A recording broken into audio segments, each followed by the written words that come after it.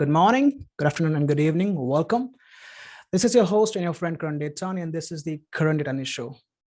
And today, I want to welcome you all to this wonderful event called The Secret to Love, Relating, and Dating. And first of all, I want to thank you all for being here with your beautiful presence. And now, without any further ado, let's welcome our guest, Laurie and Kristen. Hi, Laurie. Hi, Kristen. Welcome. Aloha. Aloha. Aloha. I love that. Yeah. So I've been very excited about this event, which is The Secret to Love, Relating, and Dating. And I noticed that so many people, they struggle in love, in relationships, and also in finding a good partner. So the secret, what is the secret? What is the secret to love, relating, and dating? The secret really to love, and this is kind of what the point of our book was, is we called it The Secret of Love, unlocking the mystery, which is why is it that everybody's having such a hard time finding love, and unleashing the magic, which is once you see where love comes from, then your life becomes really magical. So to me, the secret of love is to see that love is we have, in my mind, we have like two kinds of love. We have conditional love, personal love, and we have unconditional love. But it all comes from within us. And when we're looking for love in all the wrong places, which is what I did for many years, I thought that love came in the form of a man. And that if a man loved me, then I would feel love, and then I'd be good for life. But I kept finding men that had as hard a time loving as I did. And so it wouldn't work out. And then I'd feel like, oh, I'm desperate to find somebody who could love me, and got very hopeless about that. And like, maybe I was unlovable. Maybe there was something special about me that made me unlovable.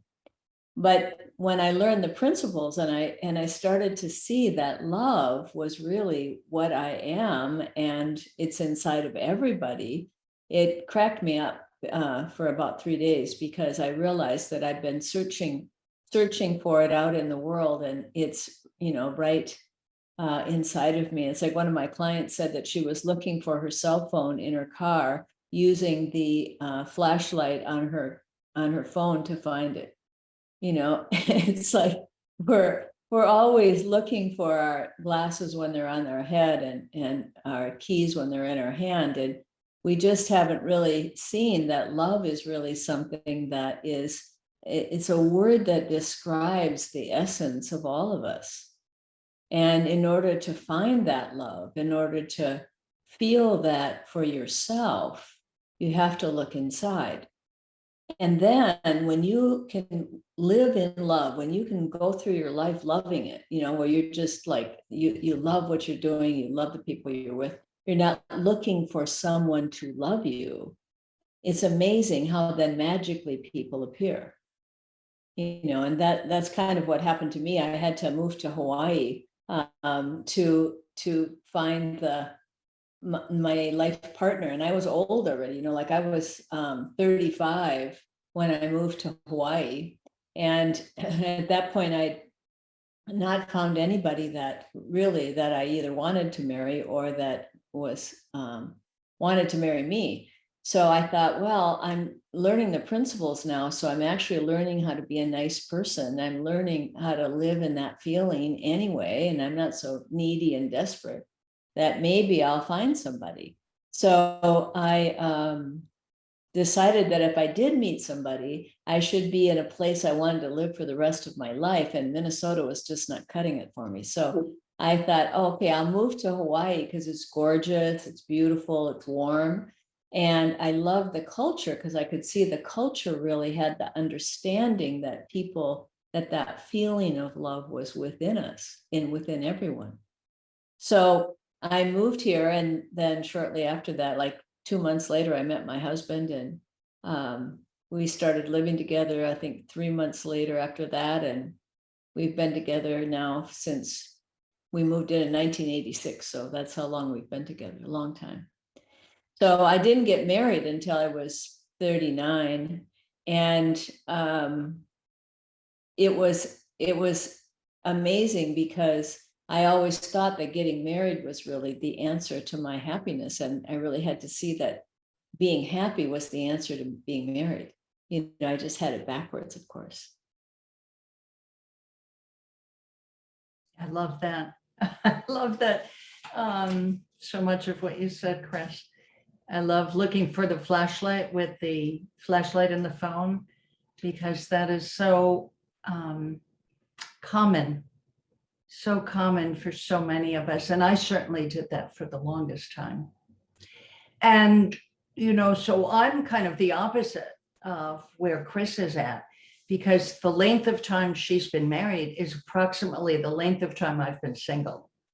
I've had some short-term relationships in between, and my journey into and through the principles has totally changed also my perspective, because so similar to what Chris was talking about, I thought, well, what's wrong with me that I'm going to all of my friends' weddings, they're finding their life partners, and I'm barraged by so many sales emails. Like, you know how the internet knows when you're pregnant, by the way, before you do, you start getting all the baby ads.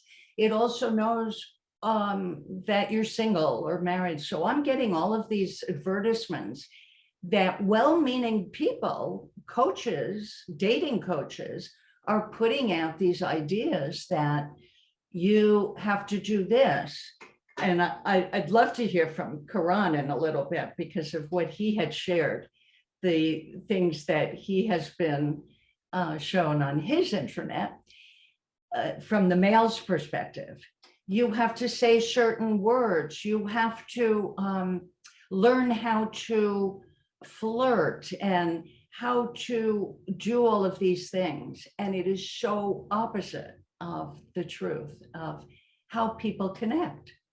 We don't know when we're going to find a person that both parties want to just keep going in life together. How can you predict that? It's totally unpredictable.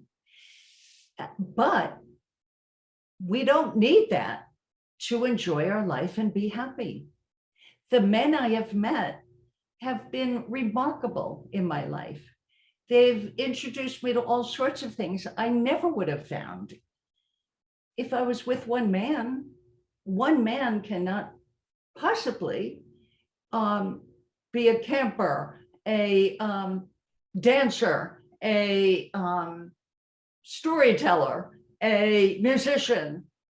So I have learned through these years about so many different aspects. Every person I have come in contact with has added something to my world.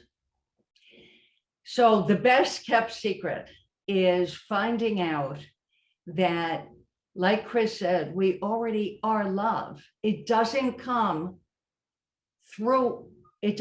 at us. It comes out of us. It comes through us. It's an energy that comes through us. Now, you know, if I'm feeling love for this little baby I'm connecting with, whether it's, you know, a friend's grandchild, or I'm at the park, it's a strange baby, that is that kind of love. Then there's the romantic love. Then there is the love of life. Being in a state of gratitude is a feeling of love. There's not different kinds of love, but there's different ways that it comes through us.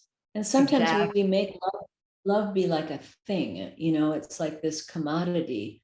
Like I always tell my clients, like, but you know, I don't feel love, or I don't know how to feel love. And I always tell them, like, love is not a commodity, because if it was, I would have changed the whole world already, right? It's like it would have been done. People would have all the love they need, and we'd just be pumping it out like crazy. But we have to find it within. To me, like that's the game of life, is go find yourself. And then Sid said, and then he said, and then God planted it in the place you'd be least likely to look, inside of you. Right. The least likely place. There's also an old mystic saying about that, where the student comes to the teacher and asking for, we could say love, but he was asking for the secret to life or something along those lines. Some of you may know this mythology better than my memory. But so the teacher pointed to a tree. It was a flute. That's the story. He had to find a flute. So he goes to this tree, he points to this forest, and the student is looking for the flute everywhere. Inside the tree and outside of himself, right? And then what he realizes is he could carve out a picture of a sculpture of a flute. The flute was always there. I just think that's such a great metaphor for how love is always within us, and it gets expressed in different ways. Yeah. So I understand that love is just within us. We have to go to that place and find love in that place. But how do we go within? I've learned from books to love yourself, say affirmations, look in the mirror, say you are beautiful and handsome. But it's a very long process, right? So how do you get into that place where you can love yourself, right? I can see so many people into relationships, like they are being addicted to each other, addicted to the drama, to the emotions, and they're dependent on each other. And the breakup, when that happens, it really hurts. So they are not becoming human beings, they are becoming like sensitive, emotional beings, being hurt on each single thing that happens into the relation. So how can they be happy? How can they be happy without the partner? And how do you find that place where you can love yourself? First of all, I think it's kind of a misnomer that when people talk about loving yourself, because what happens is, if you already are that energy of life, that's what we're talking about. We're talking about the formless energy of life that we call your spirit or your soul. And love is just another word that describes how that comes through us. Okay, so when people are trying to love themselves, that's backwards, because you are love. So you don't have to do anything. And in fact, when you're feeling love in life, you forget about yourself. Right? It's like you forget about yourself and you start thinking in ways that are more healthy.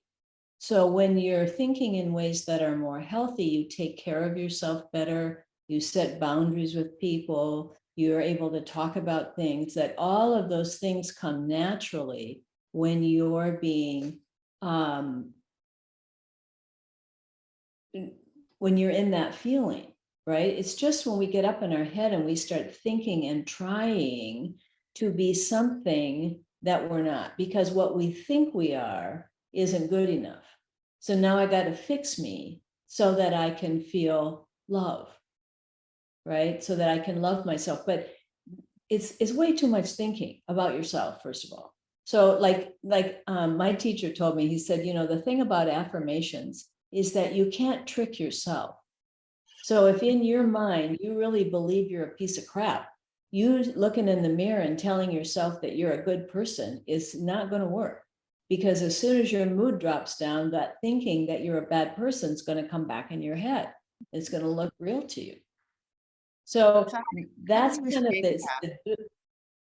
Pardon me? How do you escape that? Because it's easy, like if you're conditioned a certain way by your parents and they say, oh, you'll never amount to anything. Oh, you have to get an A or you won't have our approval and our love, and you internalize that. How do you dissipate that so that you can offer the true beauty and essence of who you are to the universe? There's one word that covers that so beautifully. Okay,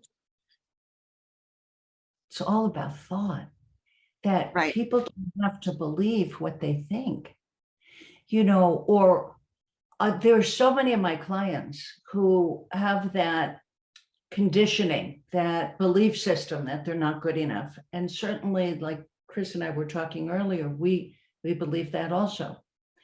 But when you see that thought, and that's where the three principles come in that explain that so eloquently, that every person, every human, it can only be conscious and aware of their own thinking. So if somebody else is giving us bad feedback, telling us, you know, what they don't like about us or what we should be doing better, that's their thinking. And when I'll give myself as an example, when I know that and I'm being criticized, it doesn't bother me. I'm curious. I want to see where the grain of truth is. Where am I doing something or saying something that is upsetting to this other person? I don't take it personally anymore. I used to, before having an understanding of the principles, which deepens over time. You know, Chris and I have been around this now for 30 plus years, and I know Chris would say the same thing, that you get a little taste and then you see it in life, you see it unfold more and more, because it's a description of how humans experience life. So every single person, and this to this day can really blow my mind, there is no exception to the rule of innate health. It's a spiritual fact of life. People are born healthy. They get and go off track with their own personal thinking. And what was, you know, what is so incredible is seeing that everybody has wisdom. We all have access to wisdom, and it gets covered up by our personal thinking, whether it's our personal thinking or the other person's personal thinking that's slamming us with it. Thank you. That was great. You know, Thank the you. other thing I just want to add on to that is that it's kind of a misnomer that other people have, the way that they've treated us makes us think the way we think.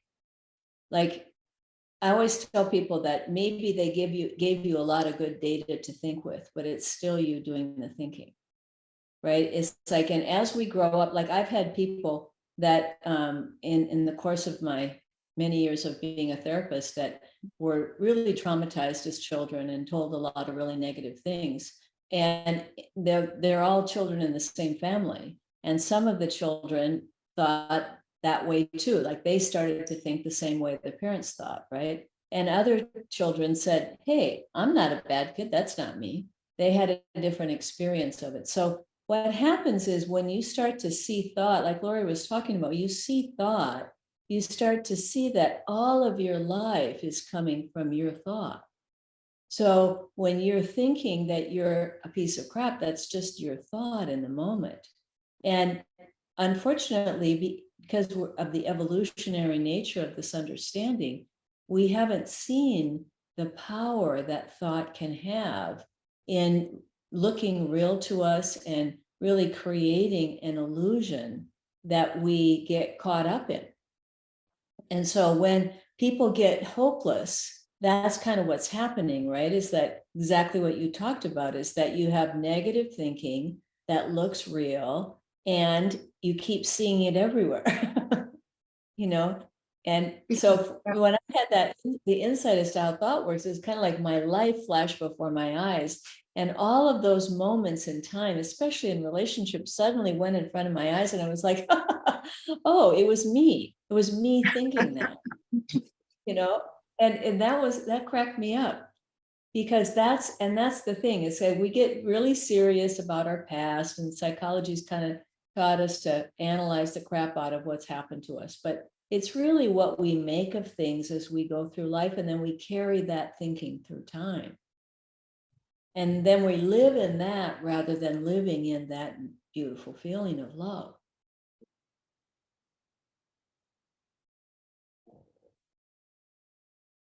Beautiful. So it's just our thinking that is causing us all the problems.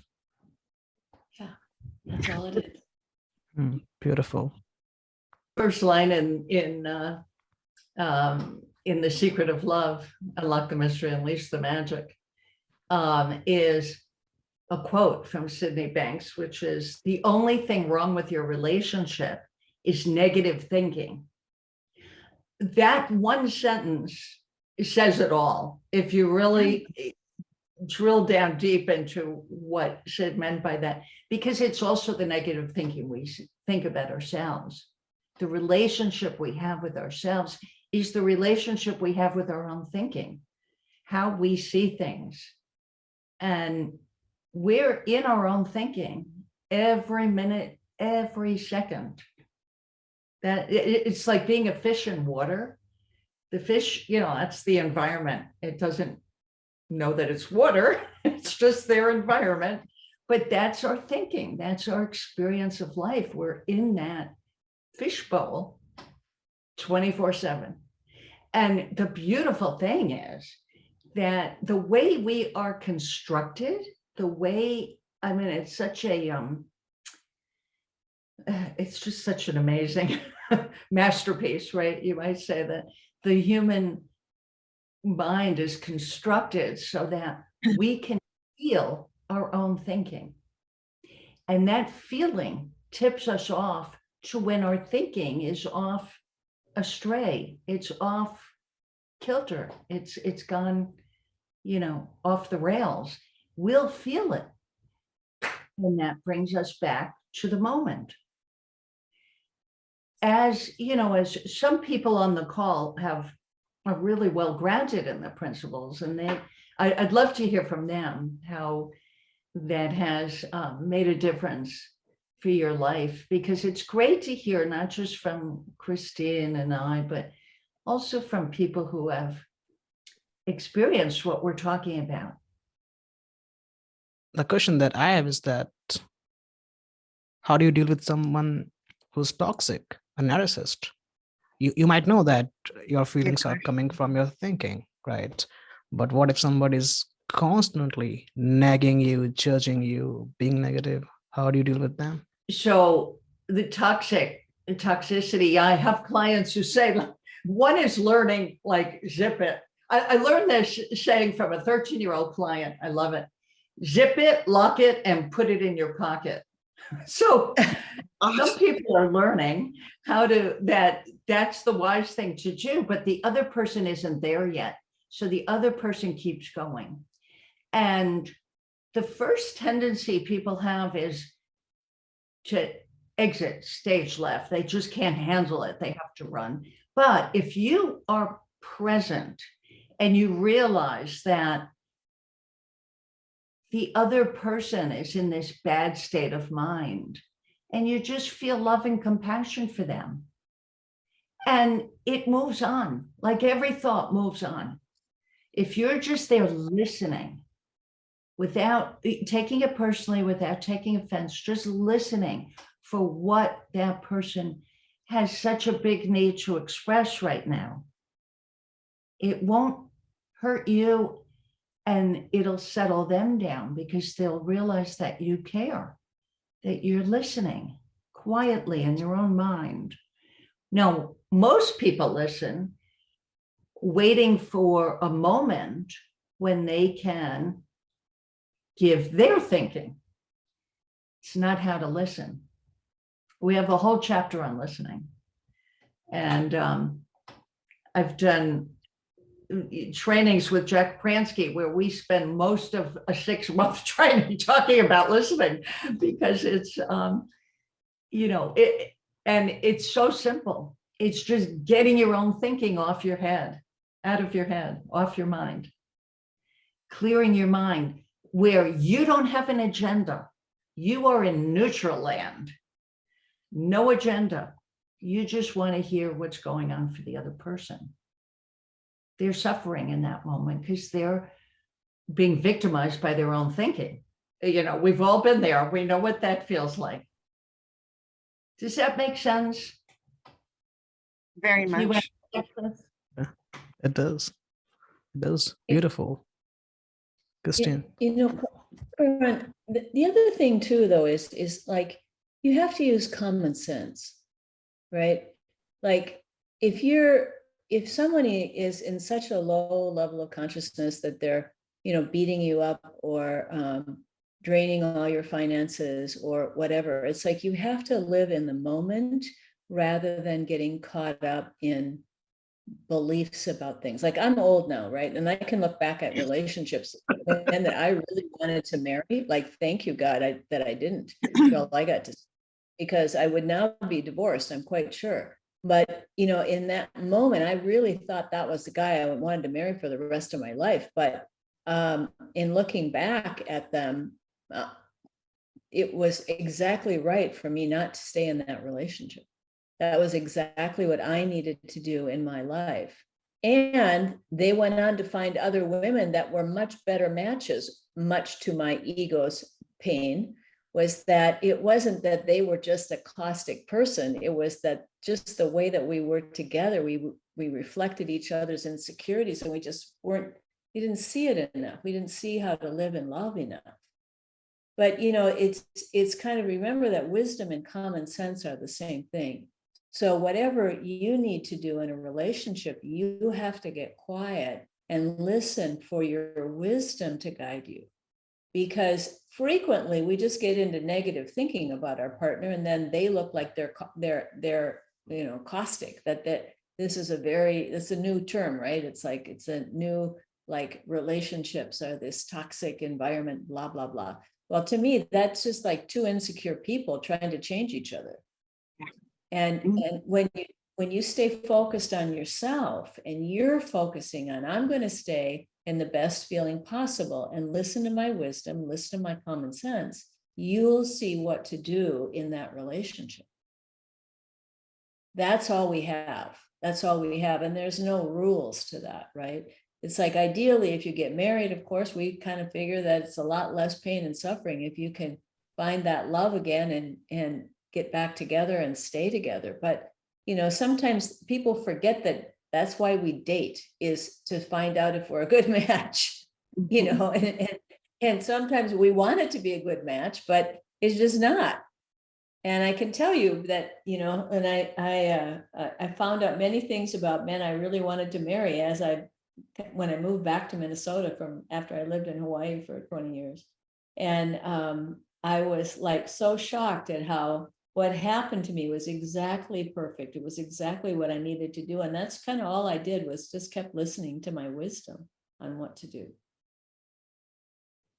But people just get into, I think, analyzing each other too much. And it always looks like, it always looks like it's the other person. It's like, if they were less toxic, I'd be happy, right? And that's sometimes a big illusion. Great. All in all, and after all, right? Great. You just said that you kept listening to your wisdom.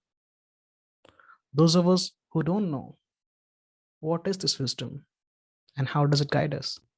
Yeah, it's the most valuable thing to know in my mind.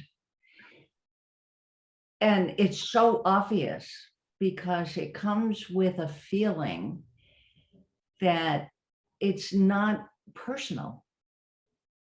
That's how I've seen the differentiation, is it's not personal as far as, how do I want to explain this? The part that's personal is that you value yourself. You will get out of the way of an oncoming truck, right? So if somebody is being abusive, you're going to be safe, get yourself to safety. And finding that wisdom, that common sense is an interesting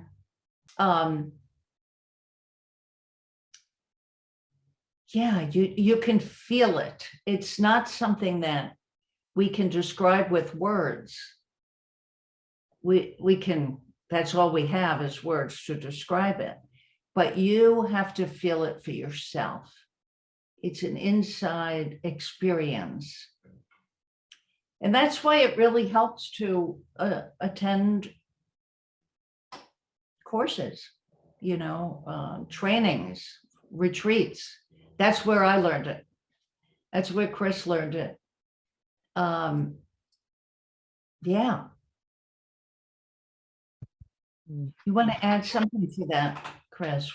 Everybody knows that they have wisdom. It's that little voice inside that says, don't say that. And then you say it anyway, and you go, oh, I knew I shouldn't have said that, right? It's just that we didn't know what it was. And so that's the thing that this understanding brought to me anyway, was that there was an intelligence that comes with the gift of life. Has to be, is the aliveness of things, right? That intelligence is what knows what we should do. Memory is just the way we've thought before, like moments in our life that we've had and that are in our memory. And so when we're trying to figure it out, we tend to do the same thing over and over again and make the same mistakes. So understanding that intelligence uses memory, uses our intellect, but it's a standalone thing that comes with the gift of life. So you just have to see that for yourself. And as you see that, you trust it more. The more you listen to it, the better your life gets, the smarter you get. Like, oh yeah, I got to listen to that because I don't do so many stupid things, right? And that to me is one of the most important things that you can do, is to know that all of your answers are within you. But that's what listening is that not listening with what you already know, but listening for something new and trusting that. Because that's how you walk into the unknown. That's how you walk into a different life, is that you're listening for the wisdom to guide you. Otherwise, you have Groundhog Day, you have the same thing happening over and over and over in your life. You know, the idea of buyer's remorse, like the next day you think to yourself, oh my gosh, I can't believe I spent all that money on something, you know, I was just caught up in the moment. And also when you have enough wisdom when you're writing an email that you can tell that you're not feeling quite right, and there's some tone to it, there's some anger or something that's coming through, there's a little too much, and you know enough to put it in your drafts. Wait until you sleep on it, get up in the morning and decide if you're going to send that email or not. That's wisdom that lets you know, I'm not so sure this is a good idea to send. I'll write it up and I'll check it out in the morning. Right? How, you know, I know I've done that in the past. I've heard from clients who have done that, and they're so grateful they didn't send that off to their boss. They would have been fired. You know, they realize it the next morning. Oh my gosh, I'm so glad I never sent that. And how often people have sent something. I mean, I had a couple come to me, they broke up because of what she posted on Facebook about how awful he was. And it wasn't that bad, you know, wasn't like he had an affair or he, you know, sold their property without her knowing about it. It was nothing really egregious, but she just really laid into him on Facebook. And yeah, that is the value of knowing, learning about wisdom. You know, there's a curriculum that's been getting a lot of, I don't know, publicity, if that would be the right, not really publicity, but a lot of positive reviews. and it's called My Guide Inside. It's for young people to learn about the wisdom themselves. And they're providing it in schools now. I think if you, the most powerful thing you can do for yourself is listen to the videos and tapes of Mr. Sidney Banks. Because that's all he talks about really is wisdom and listening for wisdom. And in order to hear something, you have to listen with nothing on your mind. You have to listen for the feeling that he's coming from. And then that feeling will wake up a feeling in you, and you'll see what wisdom is. Otherwise, you're going to go into your memory to try to figure out what wisdom is, and you're already too late. Yeah, I put in the chat, sidbikes.com. There are some Beautiful. 10-minute snippets, part 1, part 2, part 3, from 3 different lectures he provided when he was alive. There's 9 on there. All right, so I will ask you my last question, then we'll go for audience Q&A. So that is, my question is how to connect with people on a deeper level. I see people connect with each other superficially, how rich they are, how smart they are, what they've got, what status they have. But how do you connect with someone on a deeper level as human beings, as who they are? You know, we are always connected to people. We just don't think we are because we're up in our head. It's I call it, when I get up in my head, I'm up in the great laboratory of Christine Heath concocting stuff. And when you're present in the moment and you're listening and you're coming from that feeling, you will feel connected to people. When you're up in your head trying to figure out how to get love by finding the right person and whether they do the right thing and da da da da, you just made that up. And I can tell you that from personal experience, I had very good criteria, I thought, about what I wanted in a husband. And when I met my husband, he didn't meet any of them, not a one. He was exactly the opposite of what I thought I would end up with a husband. But he had the most beautiful feeling of any person I'd ever met. And shortly before I met him, I had this insight, and I thought, you know, all I really want to find is someone who wants to live in that beautiful feeling too. And then when I met him, it was like, wow, he's got a really good feeling. I still didn't like him. He still wasn't my type, right? But it took me a while, poor thing. He was better at it than I was. But it's finding that when you're listening to somebody, really listening with nothing on your mind, and your mind is just there, you're not off thinking about what you got to get at the grocery store, or, you know, whether you like the person, and, you know, I wonder how much money they make. If you're doing all that thinking, you're not going to feel connected to people.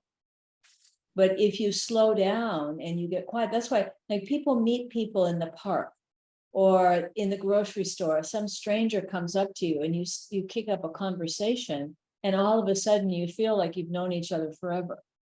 And that feeling is because we are the same energy. We are the same thing, talking to each other through 2 different experiences of life. So the more you get quiet, like, you know, one of the things I can tell when people come in, I have this little symptom thing I do to check to see how much thinking they're doing and how caught up they are. And one of the questions is, do you feel alone when you're with other people? Well, when people say yes, I know that they're just living in their head so much that they don't feel connected to anybody. So what sometimes people do then is that then they connect with that, what you called earlier, that kind of trauma, where you have this crazy stuff that happens, where you kind of come together and you have this intense relationship, because that's the only way to be in the moment. Right. So the more you quiet your mind down, you slow down, and you're just really looking to connect with human beings, then you find somebody else that's also in that state of mind, and you get a beautiful connection. I have one of my good friends is a woman I met on the airplane flying to California from Hilo, and it was maybe about 4 or 5 years ago, 6 years ago maybe, and we got seated next to each other in the airplane, and we struck up a conversation, and we had very similar political beliefs at the time. And so we were really talking and connecting, and there's something that just happened with us, is that we just got to be friends immediately. And, she's still one of my best friends, and just become this really magical opportunity to meet another soul and to connect with another soul. And that's the fun of life, right? When you're up in your head, you're just connecting with yourself, which is what you already think. And frequently that's not very good. You know what's such a great example of what you just said is the movie. I just saw it the other day. It's called My Octopus Teacher. That is such an amazing movie. I would like to make it required for everybody to watch. To see a human connect with an octopus. I mean, can you imagine? Because the only thing on his mind was learning about, he calls the octopus her, was learning about how this octopus operates, and getting into the world of the octopus. It's just a beautiful movie. And that's the ticket to connection, is getting out of your own thinking, out of your own agenda. Yeah.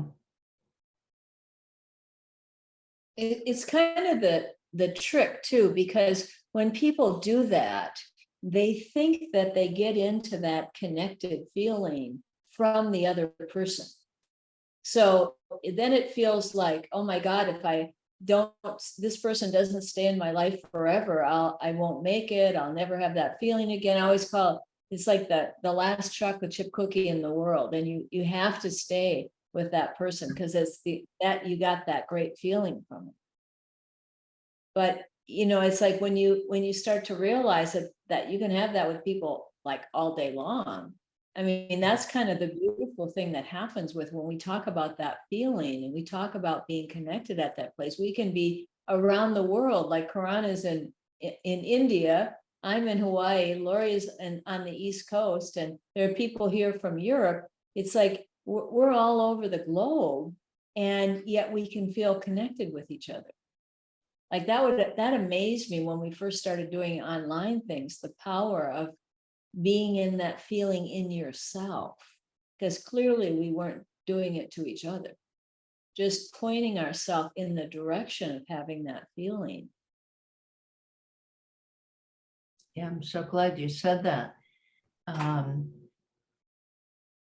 Yeah, because, and that also assists so much with people get into relationships they call codependent relationships, that they feel like they have to stay no matter what, because they will not be okay without that other person.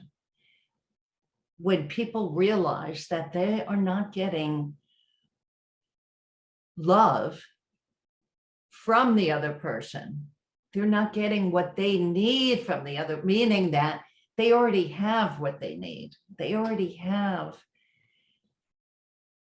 everything. You want to get with somebody who's going to harmonize with you. Like Chris said, who wants to be in that nice feeling. That's it in a nutshell. And so people don't fall apart even when they lose somebody that they feel good about. They're in a good feeling when they're with them. They like that other person, but the other person finds somebody else that they like better. Well, knowing that our happiness does not depend on another person really makes that so much easier. Now, have I felt sad when I was in a relationship that I wanted to continue and he did not? Yes, but the sadness didn't last like it would have for a really long time, and did last for a really long time before I had an understanding about how we work through mind, consciousness, and thought. Changed all of that. I think Beautiful. some raised a hand that I Yeah, noticed. I guess it's time for us to start the Q&A. There are some comments and we've got some questions. There's one in the chat too. How can the principles help with deception in relationship? Well, the principles are, the principles are happening all the time. Like they're creating the person who's deceiving, making that look like a good idea to him or her. It's like the principles are always creating our experience moment to moment.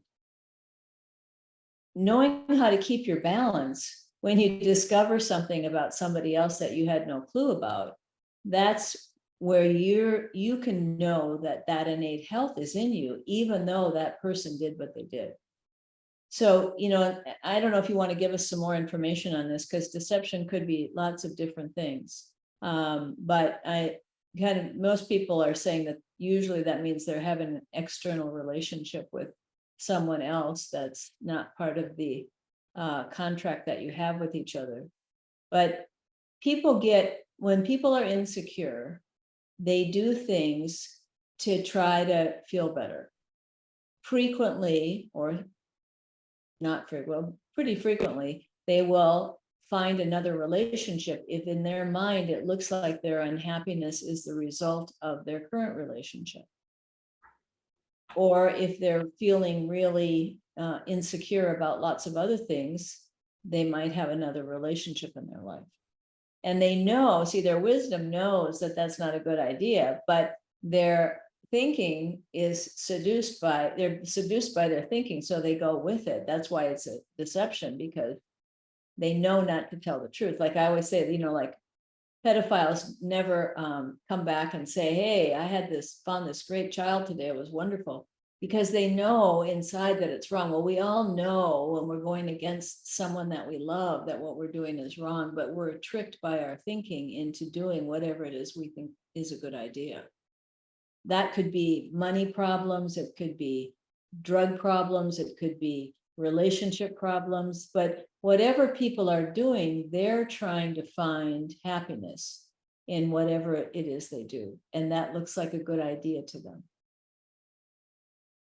Now, what you do about that is where you have to go back to your wisdom and listen, because it's different for everybody. It might be that you'd say like, okay, that's a deal breaker for me. You're too out of control.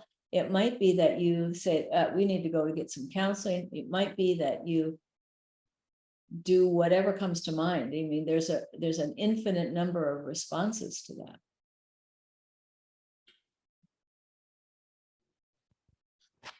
Wonderful.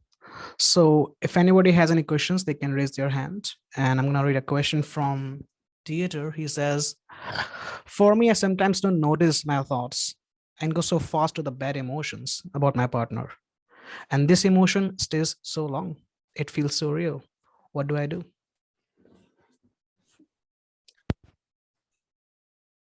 The emotion is the thought, because we feel what we're thinking.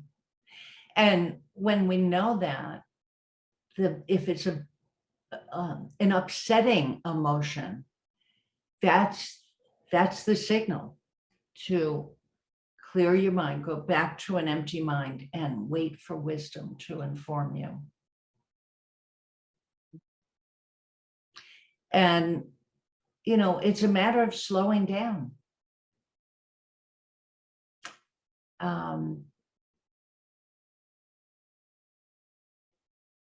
That's always been a really good answer for me, is I can feel when moving too fast and I'm not getting a good result.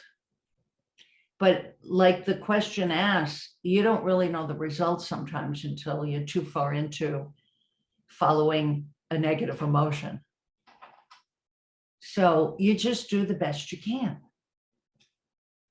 And be grateful when you realize, whoa, I just went too far into negativity, into upset. What else do you want to say about that? Charlotte said it's helpful for her to know that she can't believe her thoughts when she's in a low mood. So that's true. Like, you have to watch it because your thoughts look so real. And you can convince yourself that this person did what they did on purpose to hurt you. And, your little ego gets in there and you're like, dun, da, da. And the thing is that your feelings, like Bill Pettit would say, that your feelings and emotions, your negative feelings and emotions, are like love letters. They're little signals to you that your thinking right now should not be trusted. Be careful. And the more negative your feeling gets, the more you want to realize that you're using the gift of thought in a way that is not designed. Be careful. You're not in a good state of mind, and what you're concocting here is not good for you. That might be true, but thinking about it's not good for you. So normally, when you can't let go of something, you feel a sense of self-righteousness, like, but this is true. They did this to me, and how dare they do that? And when you get your little ego in there, it's you gotta just kind of wake up to that feeling. It's like, for me, when I get that feeling of all the nerve, then I know that my mind is tricking me. So you have to get to know yourself. You have to get to know the way you work, the way you think, because then you catch on to yourself sooner, and you don't let yourself keep going and going and going with that thinking, because there's a way that's what's happening, is your ego's caught up in that and you're taking it really personally. Like Lori said, that people say things to her now and she doesn't take it personally anymore. She's like, oh, interesting. Really? Tell me more about that. Like, it's not a personal thing, but when you're going over it in your head, going over it like that, you're convinced that you've been done wrong, as they say in the movies. I Beautiful. love the line about a love letter from the universe. I've used that so often. Yeah, it's wisdom letting us know that we're going in the wrong direction with our thinking. Too much thinking. Yeah. And we tend to think about what we should do with them, to them. Our mind, as soon as your mind goes to the other person, you're in the outside world again. You got to come back home and say, wait a minute, this is me. I'm off. My thinking is taking me down the wrong direction. So you come back to yourself and quiet down and trust that your wisdom, if there is something here to deal with, your wisdom will help you to see how to do it in a way that's doesn't hurt somebody else and doesn't make more of a mess of things. That's usually what people do. Beautiful. Yeah, I want to add something to that. And that is, I feel the same. Sometimes I have thoughts about someone, like I hate that person. I hate how they behaved with me. And when I take that thinking seriously, I start feeling bad. I get into low mood. I feel stressed. But the answer is in the fact that the nature of thought is that it is changing all the time. When you let go of those thoughts, they change automatically. Your wisdom starts guiding you. You have different thoughts about the person. The same thing happened to me. I had thoughts about a person that I hate that person hurt me and did that. But when I let go, I had different thoughts. I had thoughts of love, thoughts of understanding. I did not think those thoughts intentionally, they just came. And I started loving that person. The hatred went away. Love came, understanding came. And this is our wisdom. So don't take your thinking seriously. Don't believe your thoughts. What's the feedback? The love letter, the feelings. If it feels negative, quiet your thinking, wait a while, and see how new thinking comes and how it starts changing your old thinking, how love comes with understanding. Limitations on negative feedback from the partner. Example, 5 minutes each to give feedback chat in the evening. So couple doesn't go into a negative, insecure state of mind, but keeping positive. I don't know if it's a good idea or not. I generally tell people not to continue their discussion and go to bed so that they can get a good night's sleep. And then when they wake up, they see it differently. Otherwise, they end up staying in up. And even if you do 5 minutes, like personally, I don't think the idea of getting people negative feedback even for 5 minutes is a very good idea, because you can say some pretty darn hurtful things in 5 minutes. And then the next day you're like, oh my God, I can't believe I said that, because you feel quite justified. And when you're focused on the other person as causing your unhappiness, you're turned around. And that's generally what people do, is they come in and say, well, you're doing this and that drives me crazy, and you're doing that and that. But really, it's your thinking about what they're doing that's driving you crazy. So you have to take care of yourself first. You got to clear your mind first. And if you're having a bad feeling, or you're focused on the other person and criticizing them and going over what you don't like about them, that's your negative thinking about them. You want to get into a place where, sometimes we do have to talk to people when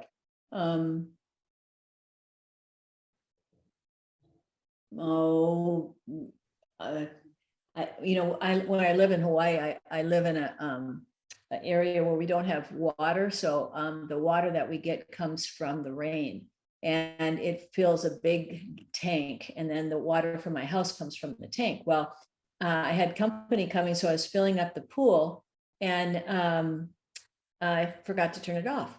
So the whole tank drained, right? So my husband very sweetly said to me, he said, Chris, we really have to be careful when we turn the water on for the tank. And I could see that inside he wanted to say, how could you be so stupid? But he was very sweet about it. And he said, we just got to remember to keep our mind on that and set the alarm on your watch or something. I said, I know, honey, I'm so sorry, but I was going to set the alarm on my watch and I forgot to do that.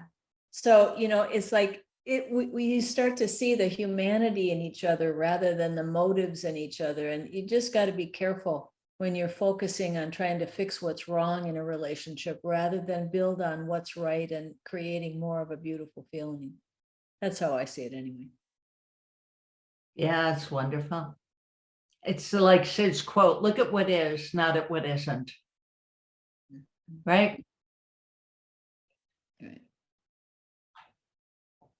And if your partner is giving you negative feedback, you want to let it kind of go in one ear and out the other. Pay a little attention to see if you're actually doing something that's irritating, but if it's kind of like, oh, they're just in a low mood right now. They're just stressed out from work, or they're upset about something else and they're kind of getting upset with you. You just kind of let it pass by. Like Karan said, it's like, those are just thoughts. They'll just pass by. And then the sun comes out again, that those stormy clouds just go by and your love comes back again. And when you come from a feeling of love, you can say just about anything to anybody. You can talk about things that are difficult. You can share things because you do it in a way that is not hurtful and comes from that feeling of caring and loving. Okay, we have Anna Ferrari. It's good morning here in New Zealand, and hi, Good Chris. morning, Anna. Hi, Lori. Hi, Good Karan. to see you. Good to see you too. I don't have my camera on.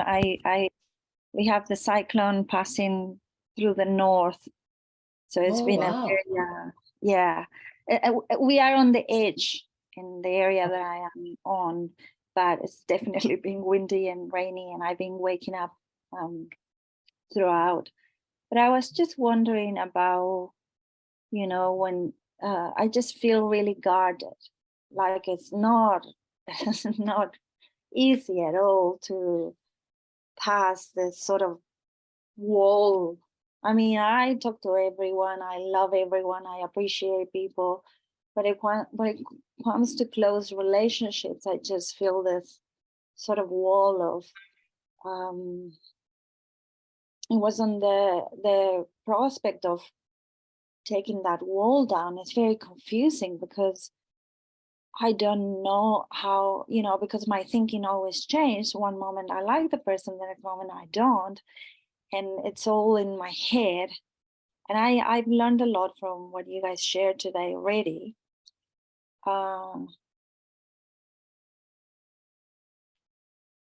Yes, just really the feeling that I'm always putting sort of distance when it comes to anything else than just friends or acquaintances, things like that. Even before it's necessary, sometimes, we could probably looks a little bit like I'm aloof or distant or creating distance and all of that. So I didn't realize this was going to get so personal, but just sharing to see what you guys hear in that, and I suppose as well by speaking it out loud, it's becoming more obvious. The relationship between how I feel and how I think. So I don't know what you guys. There's two things that I'm hearing in what you said. One is that people sometimes have an intellectual idea of love, where they'll say, "Yeah, I love everybody," but that's not the same as feeling that energy that creates all things. Like really seeing that, letting that come through you without contamination. And so for whatever reason, you have insecure thoughts about yourself in relationship to others, and those thoughts make it look like it's them that's making you feel that way. It's a trick of the mind. Like, and I used to do that too. I'd go out to look for a husband, right? And I'd stand in the back of the room and do this, and then wonder why nobody came and talked to me, right? Because, and I didn't even realize it, because I was so guarded and I was so insecure that I had to, it was like looked to me like life was kind of coming at me, but I didn't realize it because I thought it looked like that to everybody. And so as my mind quieted and I started to see the tricks that my mind would play, then you pay attention to that feeling you're talking about. I mean, you notice that, you can see that, pay attention to that, but don't take it so seriously. Like there's nothing wrong with you. You're not broken. It's just the way that thought works in you to create that feeling of kind of like you're in a glass cage, like you're in this glass dome, and you can see others and they can see you, but you don't feel that connection, kind of like you're watching people. And that's just looking at life through thought. So you just keep working on quieting down and really start to trust the intelligence that comes with the gift of life, because it will alert you if there's a malfunctioning human being in your vicinity. That's what happens. We get kind of a feeling sometimes when other people are not doing well. Something doesn't feel right about that. And your wisdom will alert you to that. So you can, if you have a great feeling towards other people and not worry about it, because what happens is we get sometimes mixed up with feeling love and feeling hurt. And I remember my teacher, Enrique Suarez, told me, he said, "Chris, love doesn't hurt ever. It's insecurity that hurts. And everybody has insecurity. So when you're only focused on the insecurity in other people, it looks pretty scary out there. But if you start to see that there's love in all those people and you start looking for that, then it then becomes easier and less fearful to let yourself be present with people."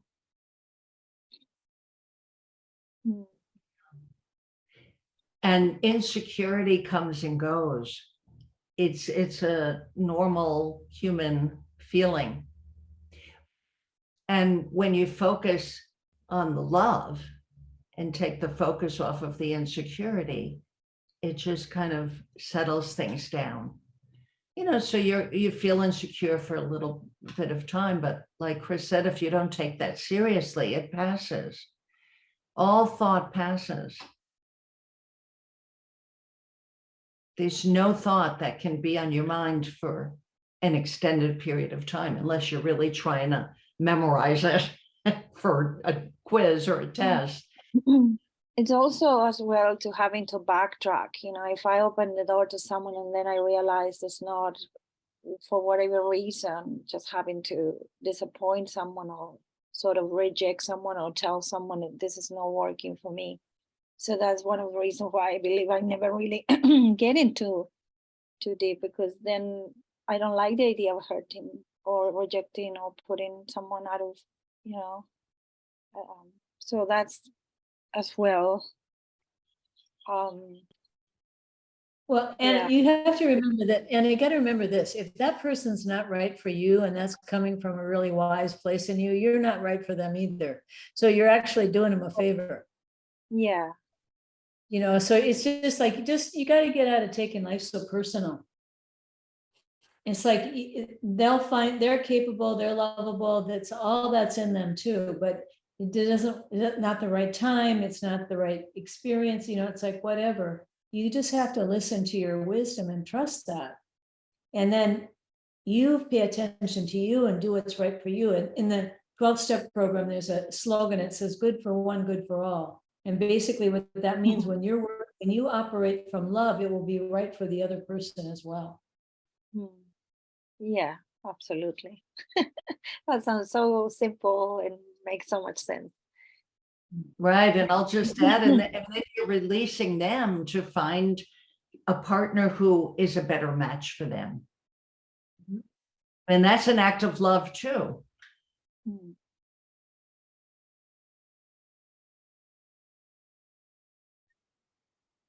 They're gonna see how they see it anyway. You know, they're gonna feel it how their mind tells them anyway. They may think it's me hurting them, but it's just their thoughts that they're having.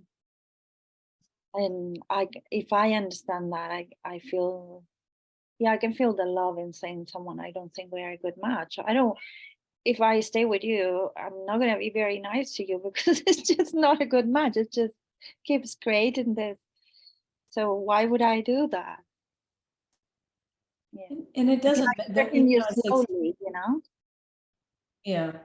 You know, we get into the details of why we're not a good match, and then we get into the hurtful discussion, right? Yeah. It's like, yeah, so just stay out of that. Don't care about those details and just say, this doesn't feel right. I mean, to me, that's the best answer in the world is, this doesn't feel right for me to do. This doesn't feel right for me. And I don't have to have any reasons about that. Because when I get into reasons and I start making them up, usually it doesn't create a good feeling. Yeah, and it's almost like I don't want to put it on you, but I'm putting it on you, so to speak. Right, that's right. Yeah. It's not you, it's me, you know, like that's the thing. It's like, it's really us, you know, like this isn't really good for either of us. And most people will come around to that, you know, if they're not too dependent. Sometimes they don't, but that's their journey in life. They have to find how insecurity is holding them back. That's why, you know, that saying, mind your own business, is really important, because you got to keep your mind on your business and you'll be okay. When we start venturing into being the helper, the therapist for other people, and how this is going to affect them, we get into trouble. You know, I remember one guy I was dating, for me, it was like I had to kind of like go through adolescence all over again. And I had to like learn all about relationships and men all over again. It was like, it was speeded up, but it was interesting. So each guy that I had a relationship with was funny, because they would just be like taken out of my life for whatever reason. And one of them was a children's dentist, super happy, really positive guy, going a million miles an hour. And I was like, well, he meets all the requirements, right? He meets my requirements, and he's a really positive guy. And one day we were out on a date, and we were talking about the principles, and he said, you know, I think in order to understand this, I'd have to really slow down. He said, and I don't think I'm ready for that yet. And I said, you know, I don't think you are either, but that's okay. And we can be friends, you know. So we stopped dating, that was it. But it was like each time I had to learn something new that I wasn't, I was blinded by in my dating life because I had such insecurity and I didn't see it. I would take it too personally or make it be about me in some way. But that's kind of like, one guy was this great romantic, and I had to learn how to accept that from people, learn to accept positivity and loving from people. And it's just like, it was just really fun to see. And I had to do the changing so that by the time I actually met my husband, I'd changed enough that I would be acceptable to him. Otherwise, had I met him before that, he wouldn't have probably been interested in me.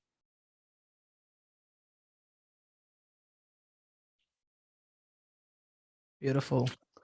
All right. So I think we are running out of time. So, Laurie, what's your Karan. say? Yeah, what's your say on the 3 principles for singles and dating? So, what do the principles have to do with dating and those who are single?